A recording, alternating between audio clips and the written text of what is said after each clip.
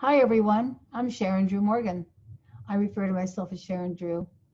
I've created a video for healthcare providers who aren't used to using the phone for patient contact, and I hope there's a few good tips for you. When we were putting the link online, somehow the greeting got canceled, deleted. So here I am, it's me, it's my greeting, Sharon-Drew. I hope you can use some of the tips. Enjoy, and blessings for you right now. Today, I'm going to give you some tips, especially healthcare providers and coaches and people that aren't usually on the phone, but mostly for docs and nurses and people that are helping ill people. I'm going to give you some tips on getting into rapport on the phone and having compassionate care and speaking to people with empathy, because in these times, we sort of need that. I'm going to teach you how to listen without bias, so you can really hear what somebody means to say, even though you might have heard the same thing like the last 3 hours 400 times. I'm going to offer some good questions so that you get efficiently to the heart of the matter, because you're probably only going to have about 8 or 10 minutes per phone call, if that. And I'm going to teach you how to achieve buy-in to make sure that the patients are on board with you, so that they can follow your recommendations and do the follow-through necessary. In 1993, I published a book about using the telephone for rapport in the field of sales, and I've been in the field of sales a lot, teaching salespeople how to teach buyers how to go through all the decisions they have to make to buy in to change.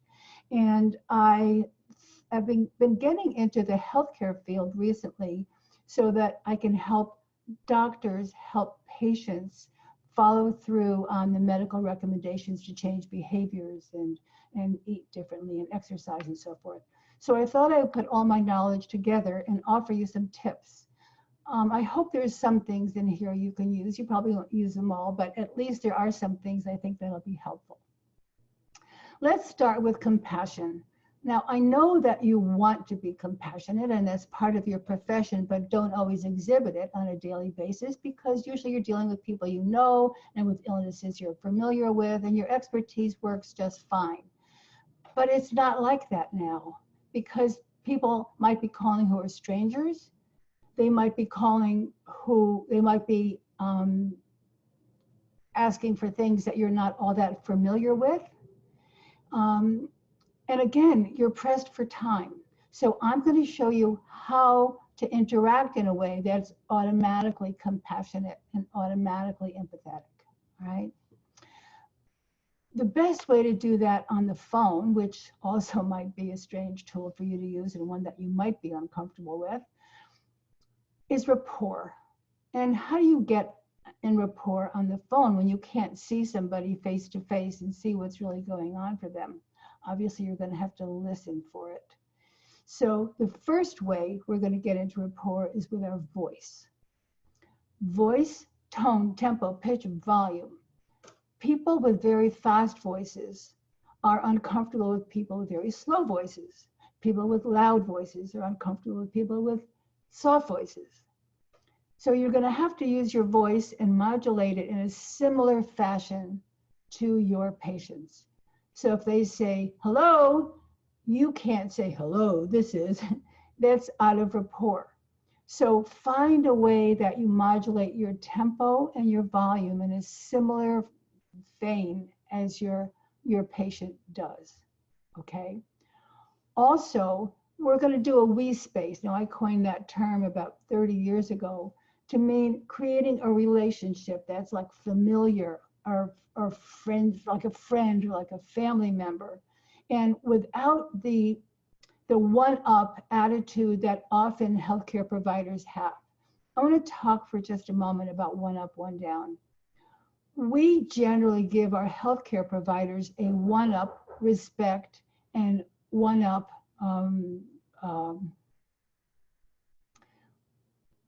assumption that they're in charge, they're in power.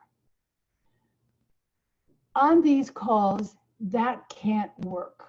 They're already feeling powerless. We're all feeling so powerless. So I have a story about my friend John, who was in the hospital with cancer, And he was a very powerful person at the University of Texas. He ran a very large department. He went all around the world speaking. He had written 10 books.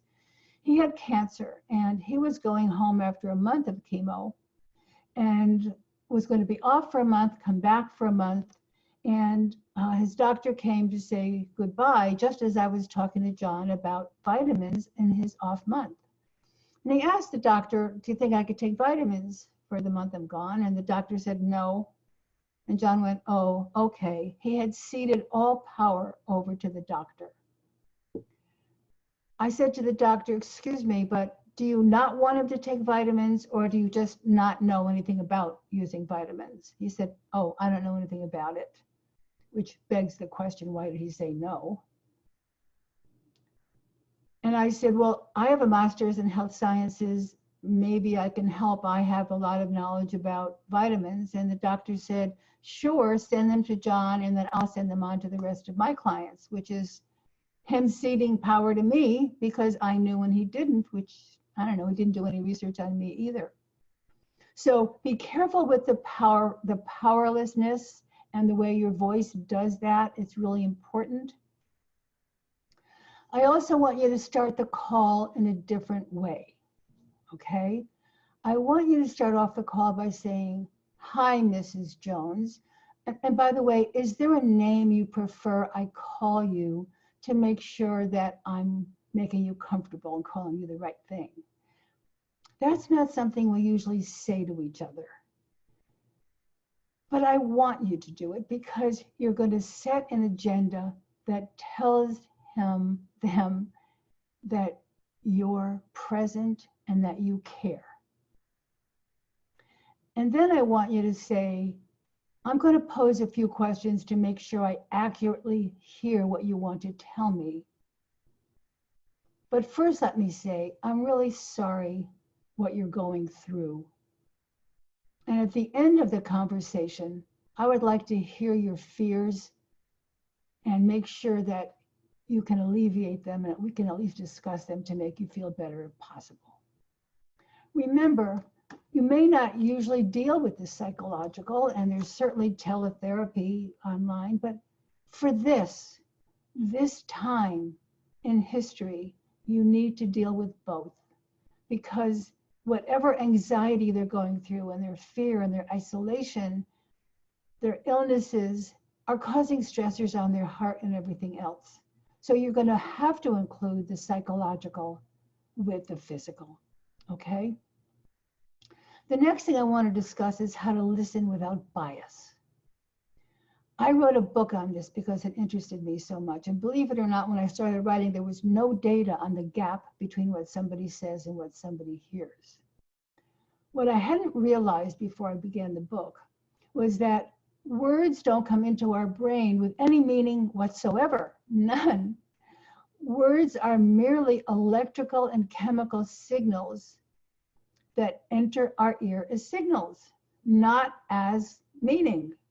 And our brains have filters that put these signals in separate categories down certain neural pathways, and it seeks the signal that's closest, not one that's the same necessarily, but the one that's the nearest one. So the signal will come in and say, oh, look, that's sort of close, and it might match this much, and then the brain throws away the rest of what was said and doesn't tell us what it discarded, which means we're only listening with bias, with our old biased neural pathways and synapses. So we hear ABL, and the person might have said ABC, and it didn't tell us that it left out E and F and G and H. We really think we hear ABL. So I'm going to teach you a way to listen for what's being said and supersede what's going on in your brain. It's going to sound odd, but try it. I've taught this to, I don't know, 100,000 people, and it seems to work for all of them, so give it a try. Stand up during your call. That creates a different neural pathway system and will send the signal down a different route. And then you'll be able to hear what's being meant versus what's being said. All right. If you can, put your notebook or something on top of a cabinet that you can write on so that you're standing. Or move your chair, put your chair so that you go all the way back. That does the same thing. When you're sitting in any way forward, that locks you in to your old biases and your old neural pathways. Not that you intend to, but you've probably heard the same thing from people for the past several days on the phone, and you're sort of a little exhausted by what you're hearing. So give the other person on the phone a chance to be able to say what they need to say, and you get to hear them. Now, you only have a very short time on the phone. I'm going to suggest that you don't use your normal questions for gathering data, because your normal questions open the brain up for a broad range of choices. And right now the brain is sort of confused. So when you say, what can I do for you today? Or how can I help you today? Or what's going on? The brain might bring up something that's top of mind, like fear because a loved one is dying, and not get to the point in a timely way that they're sick too. So don't use those questions.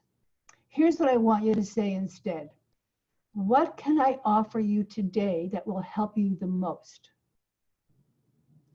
What would you have resolved now if I could help you in the best way for you right now? And after each exchange, once a person has spoken, I want you to summarize it to make sure you got it right. I want you to say, so I hear you saying that you're having pain. I hear you saying X. Did I hear you correctly? Please tell me if I'm missing anything so I can make sure I fully understand what you want me to hear. Okay? Yeah, it takes an extra 10 seconds. But this way, you can make sure there's no gap between what's said and what's heard, and then they have a chance to correct you. Plus, it lets them know that you've heard them, okay? And I want you to do one more thing. Once you have gathered the data, and before you offer any recommendations, I want you to say, would you like me to know anything about any fear or anxiety that you're having? I know it must be hard for you, and I've only got about 2 minutes left for you to tell me, but I'm really interested in hearing. Until you hear that, you don't have a full picture of what's going on these days because it's no longer just physical.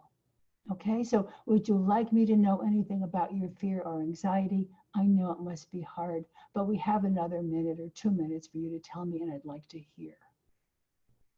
Now you offer your recommendations, okay? Sites to go to the hospital, read this, do this, get in bed, whatever it is. But now you have the full data set to work from. Before you're done, after you've made your recommendations, say, can you repeat to me what you heard me say so that I can make sure we're on the same page? Is there anything else you need from me right now so that we're complete? Is there any clarity that you need from me now? And then say, what do you see as your best takeaway from our short time together today? And what do you need from me to feel comfortable executing my suggestions? Then you can make sure there will be follow through from what you've offered. I hope these tips have helped. Again, I'm Sharon-Drew. My phone number is 512-771-1117 if you want to get a hold of me. My email is sharondrew@sharondrewmorgan.com.